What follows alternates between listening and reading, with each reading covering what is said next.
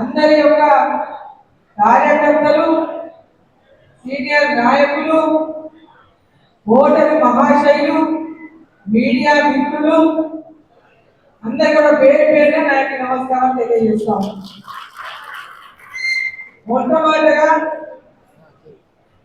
మొట్టమొదటగా ఈ యొక్క కృతజ్ఞత సభకు నరేంద్ర మోదీ గారు ప్రతి నియోజకవర్గంలో పార్లమెంట్ ఎన్నికల్లో మనకు ఓటేసినటువంటి ఓటరు మహాశయులకు కృతజ్ఞతలు తెలియజేయాలని ప్రతి ఒక్క నియోజకవర్గంలో సభ ఏర్పాటు చేసి వారికి సభ ద్వారా కృతజ్ఞతలు తెలియజేస్తూ వారికి ఎవరైతే ఎన్నికల్లో మనకు పార్టీలకు అతీతంగా పనిచేసిందో ఇంతకుముందు మన దగ్గరికి అందరూ సన్మానించుకున్నాం. కుల సంఘాలు కానీ, డాక్టర్ల సంఘం కానీ, అదేవిధంగా అడ్వకేట్ల సంఘం కానీ, వివిధ అన్ని సంఘాల పెద్దలను గౌరవించుకోవడంతో పాటు మన కార్యకర్తలు, అదేవిధంగా ప్రతి ఒక్క గ్రామంలో ఎన్నికల సమయంలో అహర్నిశలు పోరాటం చేసి ఈ ఎన్నికల్లో గెలుపు కోసం కృషి చేసినటువంటి ప్రతి కార్యకర్తకు, ఈ ఎన్నికల్లో ఓటు వేసినటువంటి ప్రతి ఓటరు మహాశయునికి, ఈ ఎన్నికలకు సహకరించిన ప్రతి ఒక్కరికి కూడా శిరస్సు వంచి నేను ధన్యవాదాలు తెలియజేస్తున్నాను.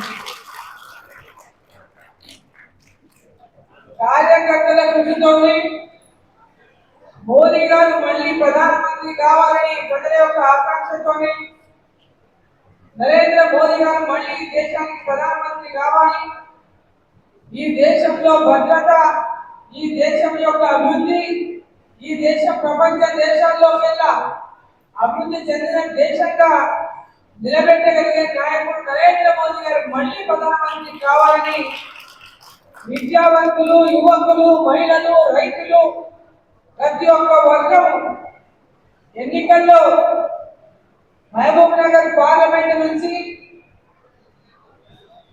అరుణమ్మని గెలిపించుకుంటే నరేంద్ర మోదీ గారి యొక్క సైన్యంలో ఒక సైనికురాలిగా ఈ మహబూబ్ నగర్ పార్లమెంట్ కు పూర్తిగా అభివృద్ధి చేసేటటువంటి విధంగా పని చేసినటువంటి నమ్మకంతో ఓటేసి గెలిపించినటువంటి షాద్ నగర్ నియోజకవర్గ ప్రతి గ్రామంలో ఉన్నటువంటి ఓటరు మహాశయులకు, కార్యకర్తలకు, పార్టీలకు అతీతంగా పనిచేసేటువంటి అభిమానులకు, పార్టీ మీద అభిమానంతో, మోదీ గారి అభిమానంతో, మా మీద అభిమానంతో రకరకాలుగా ఏ విధంగానైనా ఎన్నికల్లో గెలవాలనేటటువంటి ఒక దృక్పథంతో పనిచేసే ప్రతి ఒక్కరికి కూడా మరోసారి హృదయపూర్వకంగా నేను ధన్యవాదాలు తెలియజేస్తా ఉన్నా.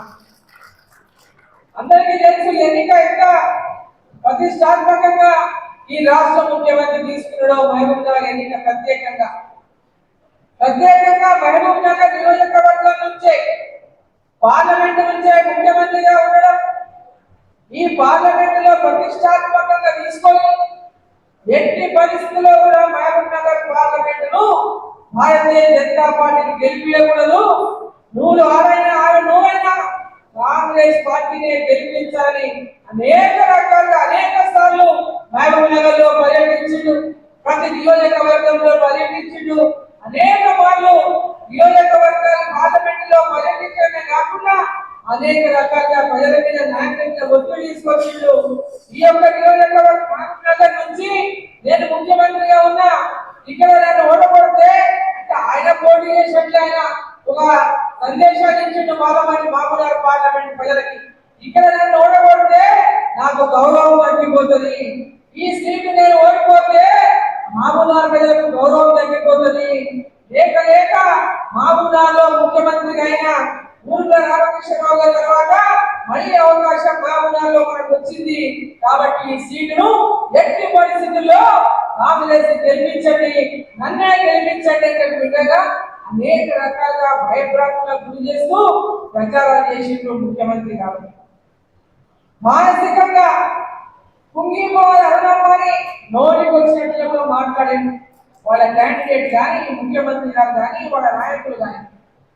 అయినప్పటికీ కూడా ఎక్కడ కూడా ఏ మాత్రం కూడా జరగకుండా వెనక్కి తగ్గకుండా ఈరోజు ప్రతి కార్యకర్త ప్రతి చోట కూడా నరేంద్ర మోదీ గారు మళ్ళీ రావాలి, ఇక్కడ అన్నమ్మ గెలవాలని ప్రతి ఒక్కరు కూడా ఎన్నికల్లో గెలుపు కోసం కృషి చేసి ఈరోజు మహబూబ్ నగర్ పార్లమెంట్ లో మొట్టమొదటిగా హైదరాబాద్ నుంచి వస్తే మనకు ఫస్ట్ వచ్చేది షాద్ నగర్.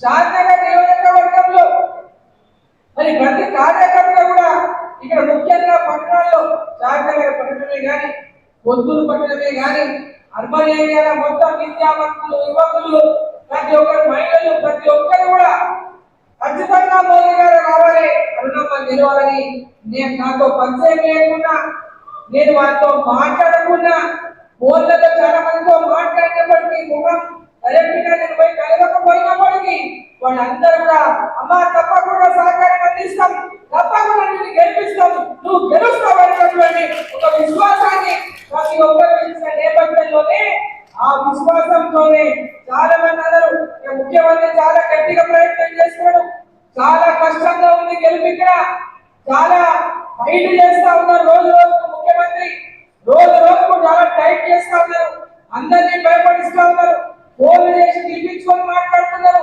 ఒక్కొక్కరికి ఫోన్లు చేసి మాట్లాడుతూ ఉన్నారు, బయటికి వెళ్ళకుండా అందరినీ కూడా సైలెంట్ చేసేటువంటి ప్రయత్నంలో ఉన్నారు. అనేక రకాలుగా ముఖ్యమంత్రి ఎన్ని కుట్రలు చేసినా ఎన్ని రకాలుగా ఆయన మన గెలుపుకు అడ్డుకోవడానికి ప్రయత్నం చేసినా ఖచ్చితంగా భారతీయ జనతా పార్టీ గెలవాలనుకున్న ప్రతి ఒక్క కార్యకర్త ప్రతి ఒక్క ఓటరు ఈ రోజు ఎన్నికలు ఎన్నికలో గెలవడానికి వారే కారణం అని చెప్పి సందర్భంగా నేను తెలియజేస్తా ఉన్నా.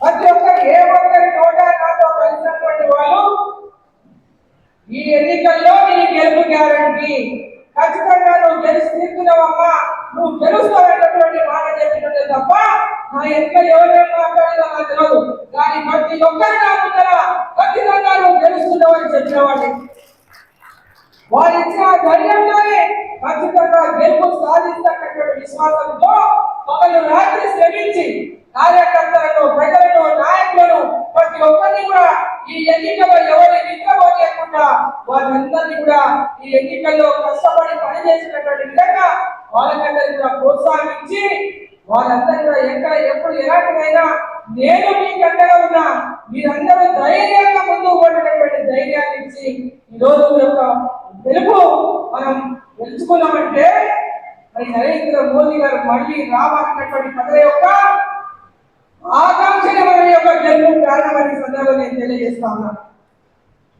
ఈరోజు ఈ యొక్క గెలుపు అంతా కూడా ఈ గెలుపు పాలమూరు ప్రజలకంతా ఓటరు మహాశైలకు కార్యకర్తలకు ప్రతి ఒక్కరికి కూడా ఈ గెలుపు అంకితమని చెప్పి సందర్భంగా తెలియజేస్తా ఉన్నా.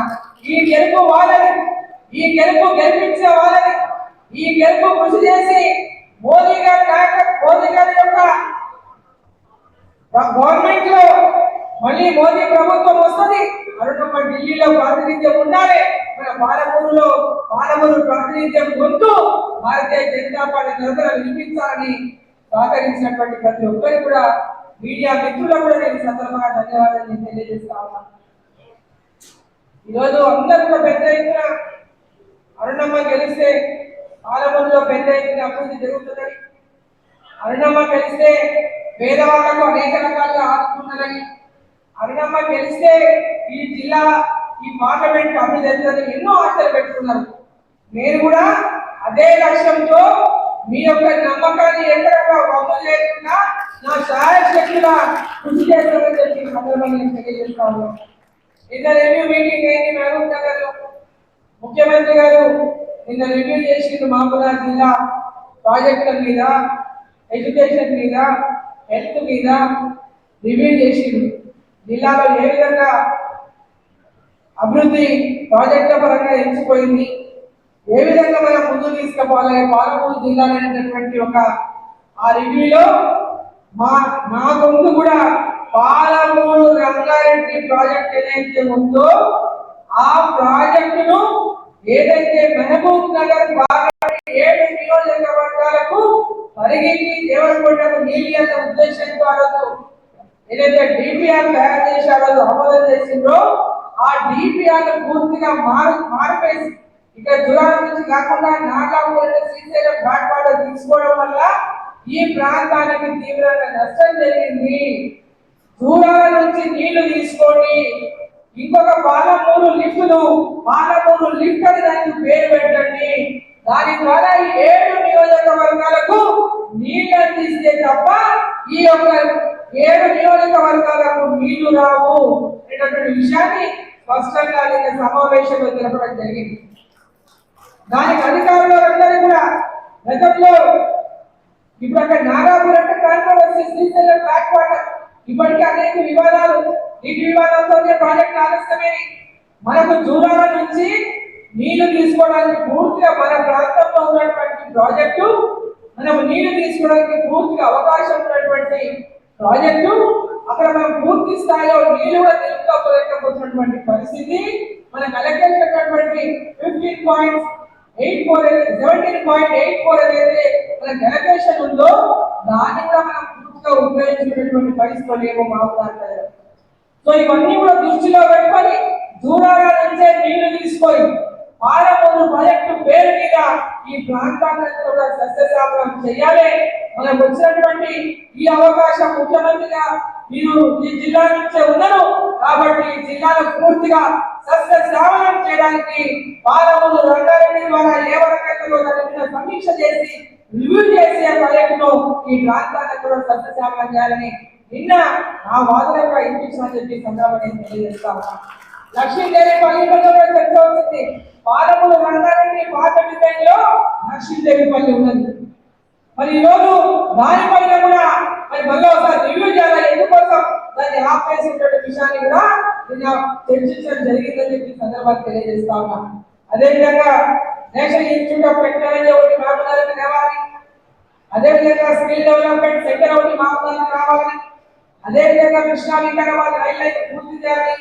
అదేవిధంగా డబులింగ్ లైన్ మహబూబ్నగర్ నుంచి కర్నూలు డోర్ వరకు డబులింగ్ లైన్ పూర్తి చేయాలని, అదేవిధంగా హాస్పిటల్